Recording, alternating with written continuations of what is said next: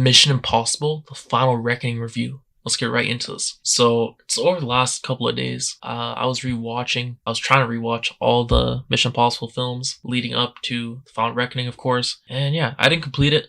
I got up to Fallout, so yeah, Fallout was one I didn't watch, and obviously I didn't rewatch Dead Reckoning as well, which was part one to this story. Because yeah, it's one story over two parts, of course. And yeah, so sadly I didn't get it done, but yeah. Good thing I rewatched it, because I did hear that there were references to the Final Reckoning, or in the Final Reckoning, to the earlier, to the previous parts in the franchise.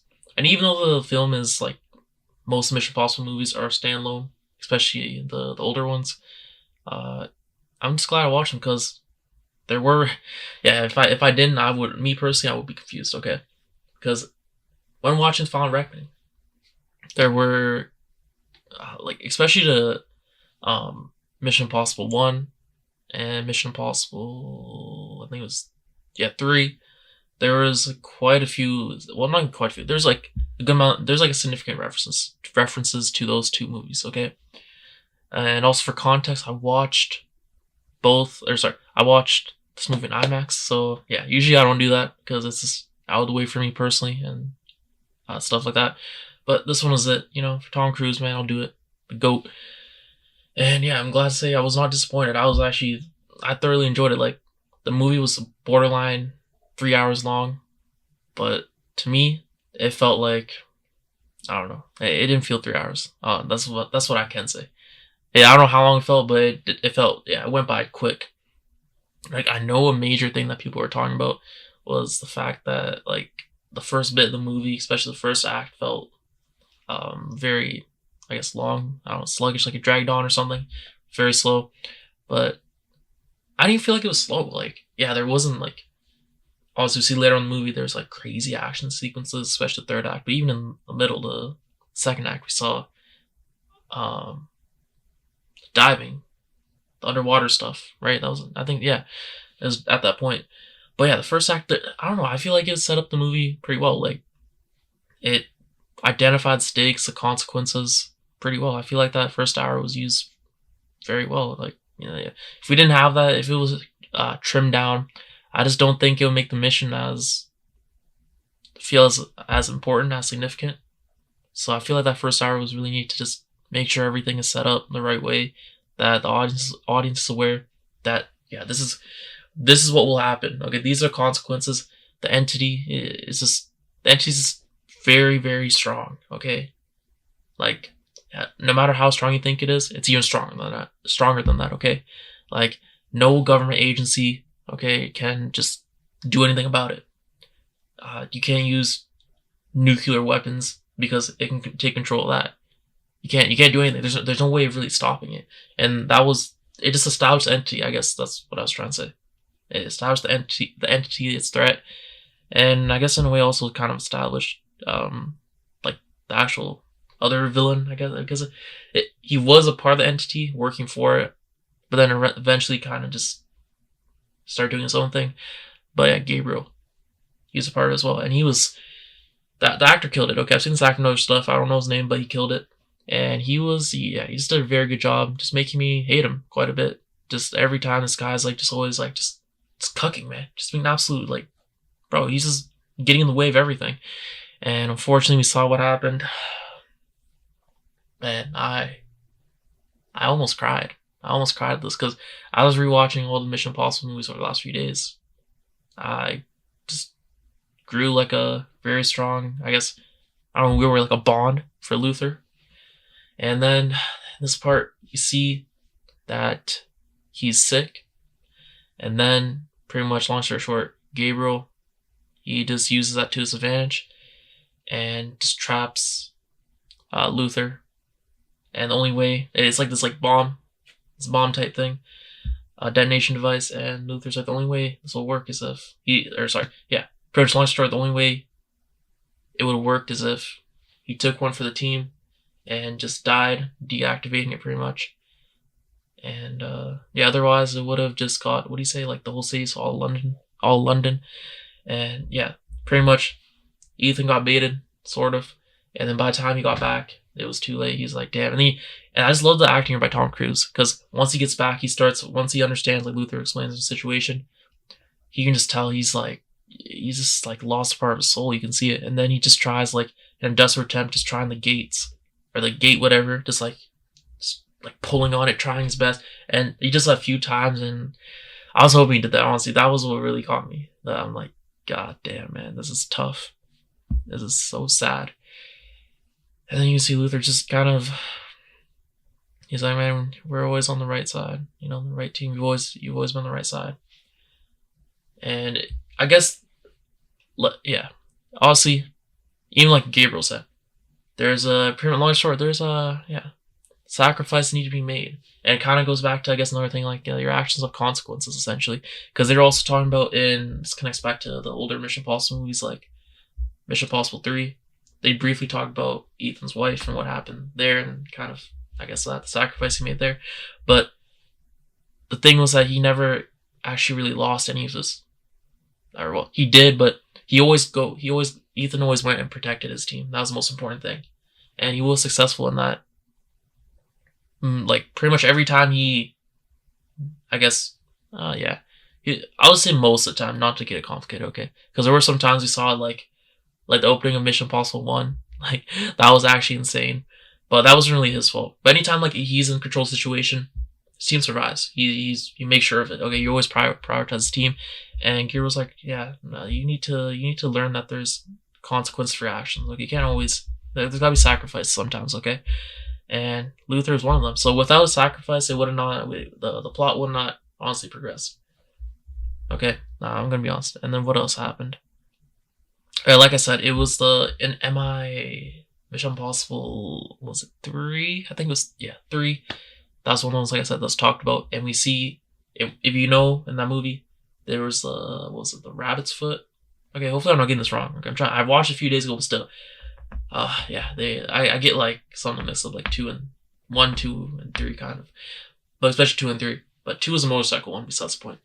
In 3, Ethan goes after the rabbit's foot, because he pretty much just needs that to just help get his wife back. And then they pretty much tie that back into the final reckoning by saying that, oh yeah, that thing that had a whole nother meaning to it. Like, the rabbit's foot, it's deeper than that. Okay, it wasn't what you just thought, like, back then. No, it pretty much kind of helped set up what's going on now. I guess it's part of the puzzle, whatever. It's like this. It led you to this moment. That's what I think Gabriel was saying. And then what else? Also talk about the wife part. And also later on in the movie, we see that the connection with Mission Impossible 1, because we see, what's his name? It was a CIA analysis that we see in the scene where Ethan's just infiltrating. Was it the CIA, like, whatever in Langley, whatever it's called, the base. Just getting just putting the stuff on the hard drive, whatever, stealing it. And then there's an iconic scene of him just going down slowly going down, because if he touches it, if there's too much weight, the temperature moves. Like, that was absolutely, honestly, I love Mission Impossible 1. It was so good. Just the way it was just technologically advanced at the first time. And even now watching, like, damn, even in real life, like, some of these things didn't even exist until recently. Like, if you think about the glasses, like, there's, like, the meta glasses. Those didn't even come out till, like, what, last year? And, like, in Mission Impossible, bro, they've been having those. And those are, like, obviously, like, for a different type of purpose. But you get, the same, like, the concept, the idea. This is, bro, watching, I'm like, damn, this is insane. But, yeah, just went on a tangent there. But, yeah, that actor, that character, the one who they pretty much just, like, got sick. They just played him so that, because he was just guarding, his job was to guard, like, the computer and, like, the hard drives, whatever, the information there. They tied it back in there, because they said that after he, like, just failed his mission, whatever his job there, the CIA they just sent him. They sent him off to this island. It's way far away, and it's hella cold. And then, yeah, we find out because Ethan, he needs to go there. Or, well, he sends his team there because they're pretty much on a mission to get the what's that thing called? From the submarine? I don't know. But they need the coordinates, so that's why they got sent there, and then that's how they find him. And it was also kind of a trap in a way. But I don't know. When I saw him, I was like, God damn, ain't no way. I don't know. I thought that was a nice little way to tie it in. I don't know. I'm gonna be honest. That was a nice way to tie it in. But yeah, that was good. And then what else was there? Oh, he played a significant part. Like throughout, like from the time they reintroduced him until the end, he was clutch. Okay, let's say the least. What else? Like every actor and actress in this movie just killed it. Okay. What else was there? Let's talk about the actual stunts, I guess. I feel like I've went long enough on the references. Let's talk about the actual stunts. So there's like the two, unless I'm reading some, bro, because a lot of stuff happened in this movie. I'll talk about the two main ones. We'll talk about the underwater one. So the way they was set up was that Ethan, he had the key, obviously, and he needed to get to the submarine. Yeah, he needed to get to the submarine in order to just get this this device out of it, okay? And yeah, that device is gonna help them stop the entity, essentially. Okay, that's the simplest way of putting it. But he needed the coordinates and stuff, so that's why he sent the rest of his team to get the coordinates. And yeah, they had their whole issue with that. But yeah, long story short, they sent him the coordinates eventually, and then he goes in, and the underwater suit thing was just cool. And also, while they're getting the coordinates, they're fighting off the Russians, right? While the rest of the team's fighting off the Russians, Ethan, he's fighting off this rogue, it wasn't operative, but this rogue person for the Navy? It was kind of crazy. That fight was intense. Because Ethan's really just chilling, just running on the treadmill, getting his cardio up, just getting used to it with the mask for swimming. And then the guys pulled up on him, bro. He was about to shank him. That was insane. And then the fight was just I love that fight. And then obviously we see him getting into like that little he's in the suit, and then goes into the little room, and he's just getting ready to go out there. And then eventually goes out, and there's like the flares there to kind of help him. And then as he gets in, he realizes, God damn, this is tough. And there's so many challenges, because in there were what was there? Missiles, and he sees the dead bodies of the people that drowned there, because that's a whole nother thing. And then you just see the struggles, because he only has so much time, limited time, and the only thing that's really stopping him from just dying, honestly, is this really high tech advanced suit that's kind of like a demo, because they didn't really test it all the way. What they say? They didn't test it anything below 300 feet. So that was there too. But he's on time crunch as well. And yeah, that I don't know how long that sequence actually was, but it felt like it was so much longer. And my palms started sweating immediately, and just throughout that, this got even more sweaty. Pause. But yeah, that was. I know you're trying to sound like weird here, bro. Okay, I'm not trying to sound weird here, but that was just the average Mission Impossible experience. Like my cheeks were clenching, bro. My cheeks were clenched. Okay, pause. I'm not trying to be weird or anything, okay? But yeah, okay. Don't even lie, bro. If you're trying to tell me that during that sequence you weren't like, I don't know, if you weren't like nervous or anything like that, okay, bro, stop lying. Okay, that was very intense. But he eventually finds it, and just like all these other things are just falling. Then the water starts moving because the submarine is moving as well, and all these other parts. It was just done, and it was absolutely just bro, it was insane. And then once he gets the device out, he's then trying to get out through the way he came in, and because the submarine's moving, all these missiles are coming at him. All the inside parts are moving because the outside's moving. Then the water's moving too. It's just pushing around everywhere. And he's getting boxed in, and then that that entrance and exit just gets shut off because there's stuff in the way.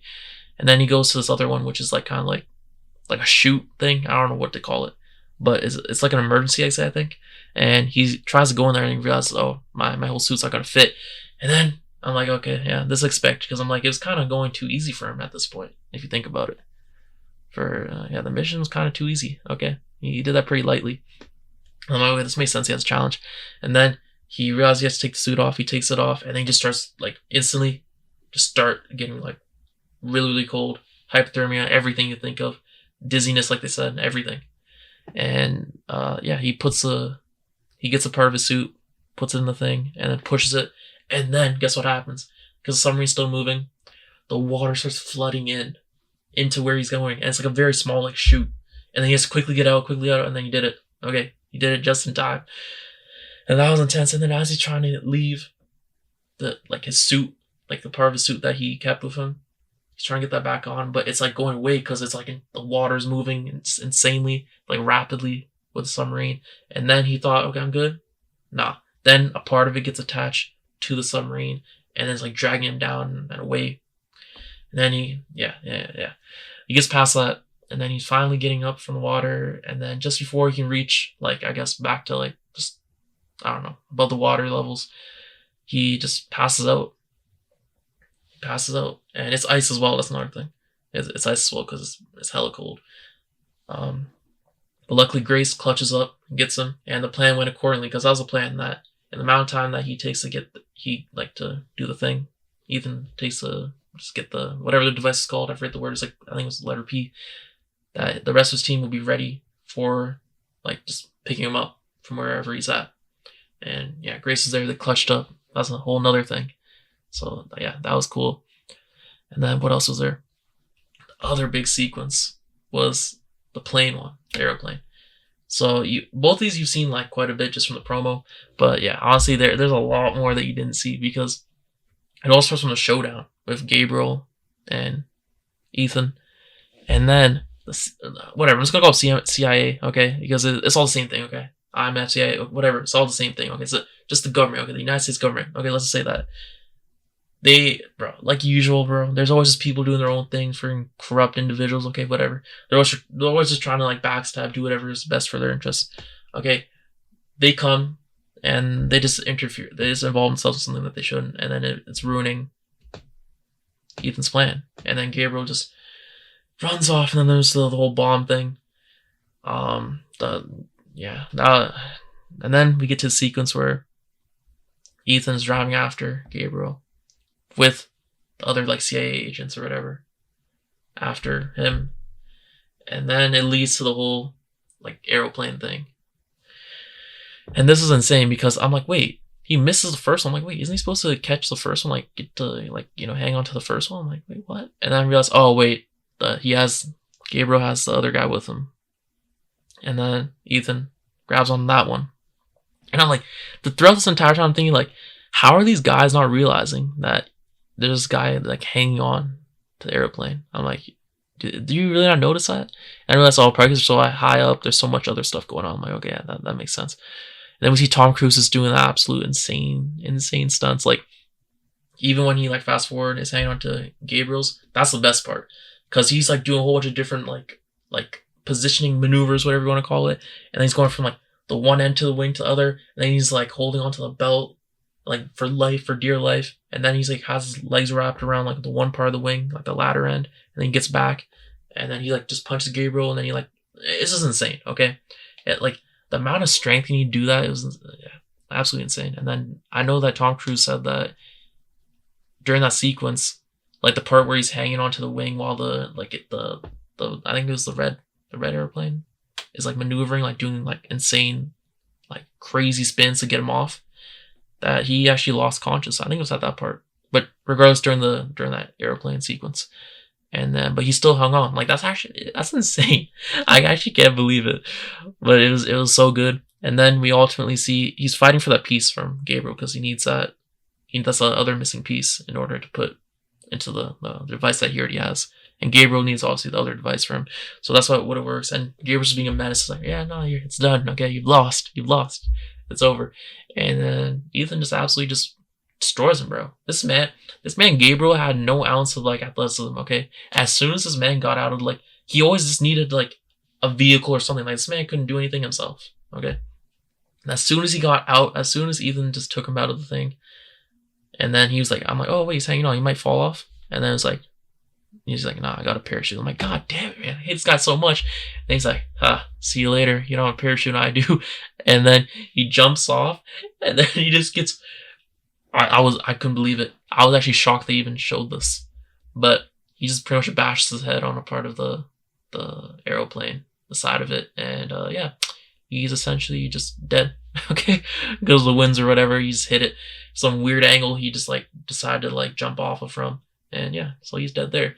And then at the same time, the airplane is just going absolutely insane because they were fighting over it. I guess the stick or whatever is like overheating. Okay, that's the point. It's overheating, and he's trying to like navigate it. I'm like, bro, he's dead. And then they kind of made it seem like Ethan's like just accepting the fact that, you know, fate's finally caught up to him. But no, this man clutches up. There's somehow another parachute there. I'm like, what? What? And yeah, he just clutches up there and gets out of it. But while he's like parachuting out and everything, he is trying to get the device that he got from Gabriel that Luther made. That was like what they say, the poison pill or something. That was a missing component, and he finally got it. But he's trying to like survive at the same time while trying to put it in, because while this is all going on, Grayson, Paris, and Benji, and then we also got the other half of this team. They're working on the bomb. They're all trying to stop the entity. Okay, well, the bomb, and then trying to stop the entity from like using nuclear weapons and like just, you know, just winning. Okay, just defeating human civilization as we know it. Okay, that's what they're doing. And Grace is clutched up because she had to do all this other stuff while Benji's bleeding out. Paris is there. So much stuff is going on in this movie. Okay, I can't even fully recap this properly. Okay, but yeah, long story short, they do great. Like I said, great performances from everyone in the cast. And then, yeah, they were essentially waiting on Ethan to put the thing in. So then on, like, in the server room where they're at, the light goes from red to green. And that's what they needed to cut the wires. And then just take it out. And yeah, eventually it happened. And it was clutch. I'm like, wait, but his parachute went out. Ethan's. And I'm like, oh no, please don't tell me he dies. Please don't tell me he dies. He doesn't. And then he listens to Luther's message because it starts playing. And then I'm like, damn, this is sad. This is really sad. And I'm like, this is really the end, huh? Because like I'm not sure the way they marketed it, they make it seem like it's the final part for the Mission Impossible franchise. But I don't know, just the way the ending was, I'm like, even when you see the rest of the team, like they reconverge or reconvene, whatever, back in London, and they give him the other whatever device you want to call it, whatever that Grace took out. When she like pretty much defeated the entity, like that, like I'm like, what does this mean now? I'm like, this doesn't seem like something where it's like, oh okay, yeah, this is it, this is definitely the end for Ethan Hunt. I'm like, it doesn't seem like that. It's kind of open ending in my opinion. And obviously they don't do post credit scenes, so there's nothing like that. So he's kind of like gotta guess, but I don't think it's done. I don't think it's done, but regardless, this movie was absolutely great. It was so much fun. Like, I'm not even properly recapping this, okay? I know I'm doing a pretty dirt job, okay? I'm trying my best, but there's just so much that happens. Like, even, like, there's other stuff I want to cover that happens in the first hour, but it's mostly set up. Like, I gotta just kind of prioritize, like, pick and choose, like, the highlights, I guess, which are the two sequences and the references. That's what I chose to do. But there's a lot more stuff. Just, like, yeah. Honestly, I feel like I could do an hour-long video about this. But no, the movie's absolutely phenomenal. There's a reason why. Like, Tom Cruise is just about cinema. He just wants to it's all about the experience. It's a great dude, man, and great actor. So yeah, this is one of the movies where I say you gotta watch in the movie theater. Okay, you have to. You can, possible if you're able to, if you have the means, watch it in IMAX. It's really, honestly, it's very worth it. It's just so much fun. Yeah, yeah. I don't know. Like comparing this to other Mission Impossible films. This is, it's not bottom. Okay, it's not bottom tier. Okay, I'm telling you, this movie clears. Okay, if you're worried about it, it clears Mission Impossible 2, clears the first Mission Impossible, clears Mission Impossible 3. Those are like for most people, including me, like the bottom 3. And I'm actually gonna have a video like probably tomorrow or the day after, where I do a ranking of all of them. So yeah, stay tuned for that. But yeah, no, this movie's good. I like this way better than Dead Reckoning. Final Reckoning, I think, is way better than Dead Reckoning. That's just my opinion, though.